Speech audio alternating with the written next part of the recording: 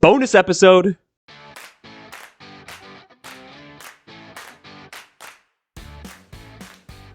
Welcome into a very special bonus episode here at the D3 Datacast. We are going to react to the regional rankings, which just came out this week, which just came out today, Tuesday, February 7.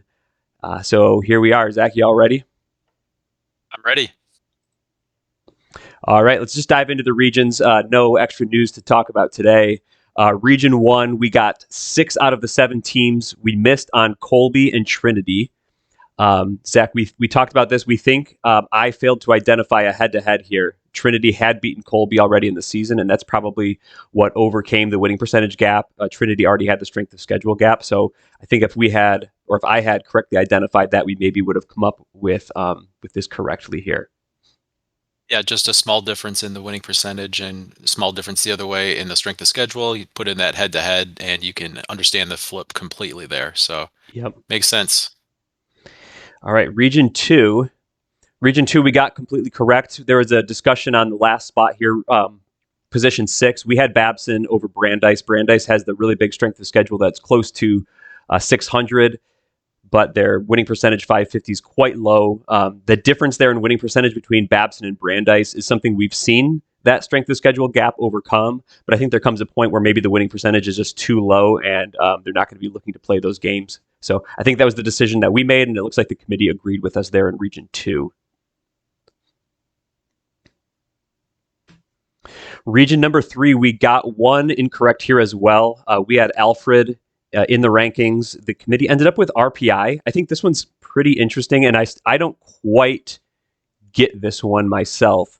I don't know if you had come up with thoughts on this one, Zach. No, this one I didn't get a chance to dig into anymore. It seems like the difference in winning percentage is not enough to overcome the difference in strength of schedule. So yeah, a little curious. The only thing I could come up with is they've played 2 common opponents. RPI has beaten both Hilbert and SUNY IT. Alfred beat Hilbert but lost to SUNY IT. So 1-1 versus 2-1. Or sorry, 2-0 versus 1-1 against those 2 teams. To me, that's a very marginal difference. I don't know that they would use that to overcome what's basically a 50-point winning percentage difference. The strength of schedule is only 0.009 based on my numbers. I didn't confirm the exact numbers with the data sheets, but we had seen that at least here there weren't very many differences. So this one's a little bit of a head scratcher for me. I don't exactly know what we're seeing with RPI in the rankings here, but that's what the committee has. Region number 4. Region number 4 was another one we got completely correct. This was good for me to see because I said during our episode from Monday morning that this was a fairly straightforward region that laid out pretty nicely, and it looks like that was the case with Region 4. Yep, no problems there.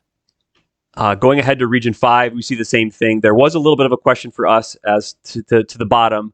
We think maybe Muhlenberg will start to come in once we can get some of their regionally ranked opponent wins. But for now, we saw these as the 7. Looks like the committee agreed as well.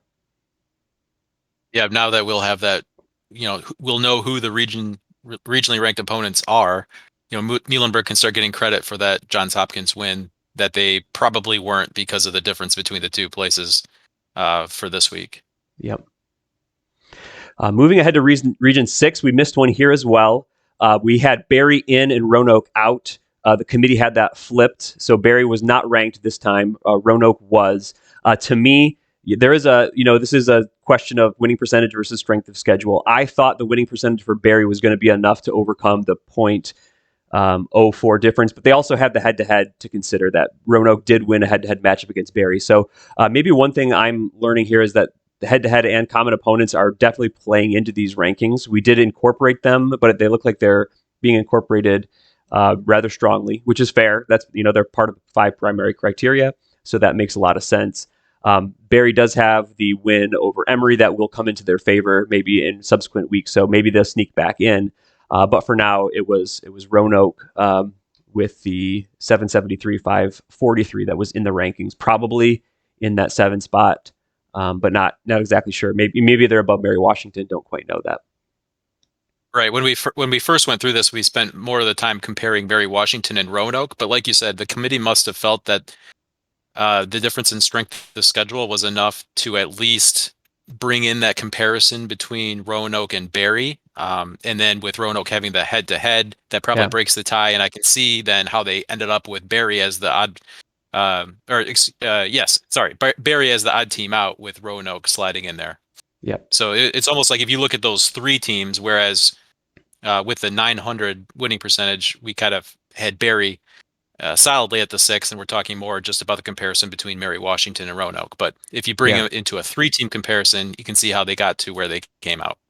Yeah, and one thing we mentioned on the episode is these are all 8 resumes here that would be ranked in most other regions. One very strong resume is getting left out here, unfortunately, just due to the depth of this region. So for right now, it's Barry, but this is going to be a battle all year to see who ends up in those final week 3 and week 4 rankings. Moving forward to Region 7, this was another one I said was the easiest one to rank, so happy to see that we got them all correct here. As we had figured with the low strength of schedule, Trine would be just on the outside of the rankings. So these are the 7 teams that we got in Region 7. Moving ahead to Region 8, this was probably the biggest surprise. For me, this was the biggest surprise of the whole thing. Marion from Wisconsin was ranked in Region 8. We didn't even have them on our board. I think I actually had Hanover in that 10 spot. I just updated the slide so we could see them here. They made it in. This is another one I don't quite get.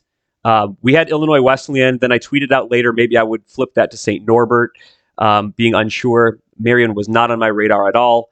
If you could just compare them to Illinois Wesleyan, who we did have them in, that's a 0.26 difference in winning percentage, and it's a 0.57 difference in strength of schedule.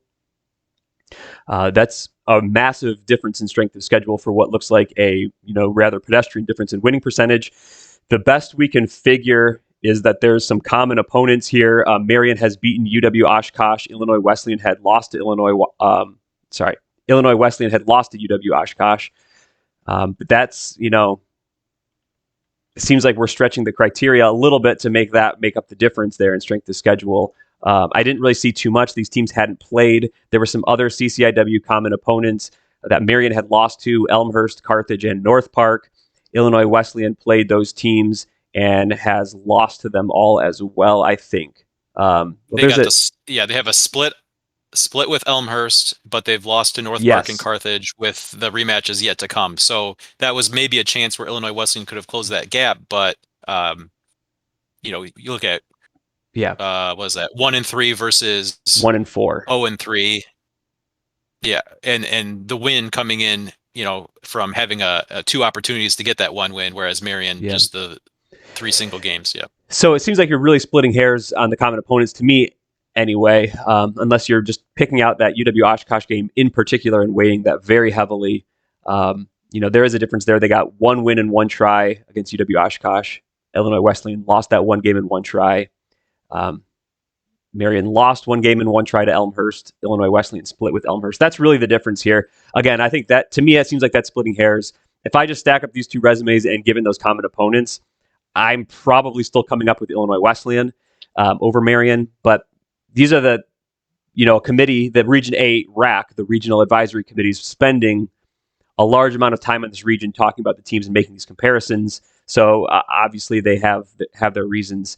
This was just surprising to me. This is the only team that wasn't on our radar that ended up ranked in the whole thing here.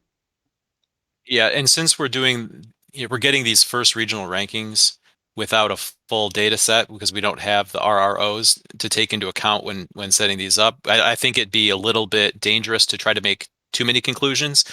But you look at how far down the list Marion was for us in terms of putting this together and the fact that they got the spot. I mean, it's clear that the committee vaulted them up ahead of some HCAC contenders who have a real strength of schedule problem, right? Yeah. So there's an indication that, with the 550 winning percentage, that's really, really low. And sometimes you talk about, maybe 600 being a threshold that you need to get just to be considered to be ranked. They're below that. But that got them ahead of some teams that were in like the 480s range strength of schedule that apparently the committee looked at even worse, than what Marion's got. And it's not like Marion has a killer SOS. It's just that it's No. 514. So it's like, okay, Yeah. so there clearly was maybe a little bit bias against those really low strength of schedules, Yeah. because there's really nothing that jumps out as to why Marion would have been the pick here. Yeah.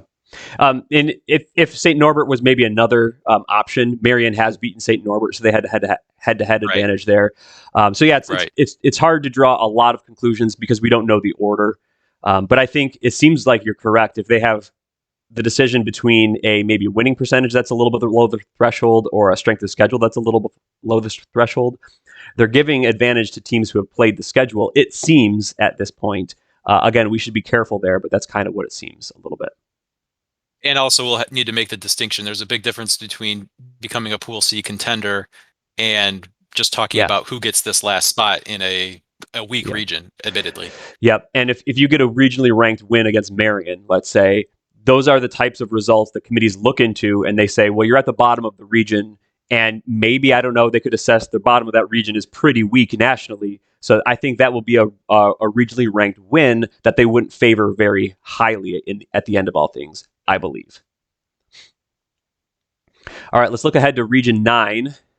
Yeah, I'll get back into another good one here. This was another one we had gotten correctly. We thought that there was a fairly obvious line between UW Whitewater and UW Eau Claire, and then Dubuque Loras from the ARC. And it turns out we were correct. These were the 7 teams that were ranked. And then finally, Region 10 was another one that we had gotten correct. This was a lot more difficult, figuring out if Redlands was on the below side of the line or above side of the line. We had put them just below Whitworth. That turned out to be correct. Once we get regionally ranked opponents factored in subsequent weeks, they could factor in highly because they have wins against, Pomona Pitzer and St. Thomas. Is that correct? I should have looked that up before stating that. I believe so.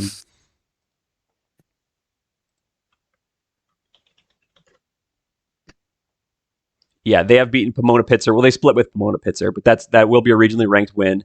And they do have a win against St. Thomas, Texas. So those will be 2 wins in that region that look very good. I don't think Whitworth has those strong wins to their resume. So this would be something that could flip as we look, into week 2 next week. But for now, we're going to get credit for Whitworth as the regionally ranked opponent and not Redlands. So that's where we are. We missed. What did I say? We missed 4. Missed 4, yeah. Missed 4. So that's a little worse than I wanted to do. I said I was hoping only 1 or 2 misses. Had a couple other bad breaks in there. But that's a look at the week 1 regional rankings. Any final thoughts before we go here, Zach? I think just to emphasize that it's going to be a different picture when we go through this exercise for the second regional rankings. Like you mentioned here with Redlands and Whitworth, it changes the picture once you can give credit for regionally ranked wins. And so don't be of that mindset that a team might not lose, but then they get jumped, because really you're changing the whole picture once you add another component into it. So this just kind of sets the stage for what would really be the first real regional rankings in my mind, because they have the full data at their disposal. So yeah, don't be surprised if there's some changes that happen even without anyone doing anything wrong. It's just that as the data morphs, the picture changes and the rankings will change accordingly. Yeah. And that's why the committee has said they didn't want to do actual ranked order for the first rankings, because they didn't have all the data. And it looks weird when you start jumping positions of teams that had maybe just 1 normal games throughout the week. But to me, you're still having that situation occur. It just occurs at the cut line, or at least what we can see at the cut line. You maybe Whitworth and Redlands swap, maybe, as we've just discussed. Maybe Marion and someone else swap in Region 8. So we will see those kind of changes. Like, hey, I thought we were ranked. We won. What happened here? We're going to add in that data. So to me, I feel like we could still do a ranked order for the first week. Everyone understanding we don't have regionally ranked opponents. That's how we had done it for years, and I don't think anyone was too confused. But I understand why they're doing the alphabetical, I suppose. It just, we get less of a clear picture at this point of where teams actually are. Next week, we'll finally get regionally ranked opponents, and then from there on, okay, now we know where teams are sort of positioned as we go into what's then essentially just the final week. Absolutely. Also, want to ask people to subscribe to the channel here because that's the best way to know if we're going to drop a bonus episode. You never know when it could be coming, but if you're subscribed, click the button to get notifications. You'll never miss a bonus episode like we have today. Yeah, and we're hoping for more bonus episodes now that we have regional rankings every week, that we have top 16s coming out. So we have ideas for some of these midweek episodes, maybe some mock pool C selections right before the final conference championship games, things like that we'll be hoping to do. So stay tuned, subscribe, follow our Twitter, follow our channel, and you'll know when we get these episodes in. That's it for Good now. rest of the week. Little short episode. We'll see you next time. Good job, team.